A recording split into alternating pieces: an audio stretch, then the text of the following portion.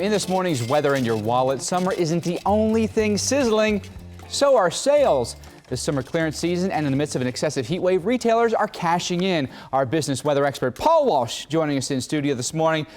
All right, Paul, let's break it down. It seems like for a while retailers were really having a hard time, but they spiked. What happened? They did, and it was really the heat wave last week that drove clearance sales. So retailers have been struggling all summer because it's been colder than normal, and therefore it slows down sales of seasonal products. So they're in the process now of clearing out their products, so they're marked down, and they're trying to move everything in front of fall. So last week really helped. Now all of a sudden, of course, the heat is off, and now we're starting to, it actually feels like fall in places like Chicago. It's amazing. Do we see this parallel, as far as the nice weather and the heat and the sales? It just basically they both spike at the same time. That's right, because all of the seasonal products are on sale. They're trying to move them off the shelves, and so when it's hot, people buy when they need the products. Now the environment has completely changed, and temperatures are some 30 degrees colder than they were last year. So all of a sudden, people are actually thinking about fall already. We're not even into August. Well, let's talk about that. Yep. Back to school shopping. Yes. It's happening now. Kids have got to get stuff for school. Right. What do you see the connection there being? I think that this weather that we're seeing now is going to actually trigger moms to start thinking about back to school earlier than they probably would, because all of a sudden it feels like fall. So it triggers those emotions. So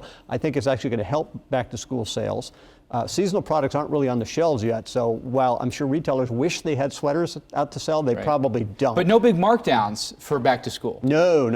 This actually helps. This is where they cash in. Exactly. So shopping now, the best thing to shop for is summer items. Let's switch gears here. I want to talk about Ford. Just reported their record quarter for hybrid sales, the most hybrid cars they've ever sold. Yes. Have we seen a change now in how the consumer purchases a car? I think so. I think we're seeing the purchase and the usage of both hybrid and electric vehicles really starting to become mainstream and taking off. As I mentioned earlier, I'm in a rental car. I got in the car yesterday, I turned it on, and I was wondering what's wrong with this car, and I realized it was a hybrid. And so it surprised me. What about these numbers? I mean, these numbers appear to be tremendous, and they're stealing some share from foreign automakers. They are, and as the manufacture of these cars becomes more mainstream and more distributed, it will ultimately mean more jobs. So it's really a good news story for all of us, as well as the fact that if you've got an electric car, the cost of running is only about a third of what it would be for a normal car or a gas-powered car. Makes tremendous financial sense. It Good does. for the environment at the same time. Yes. Paul, always good to see you. Thanks.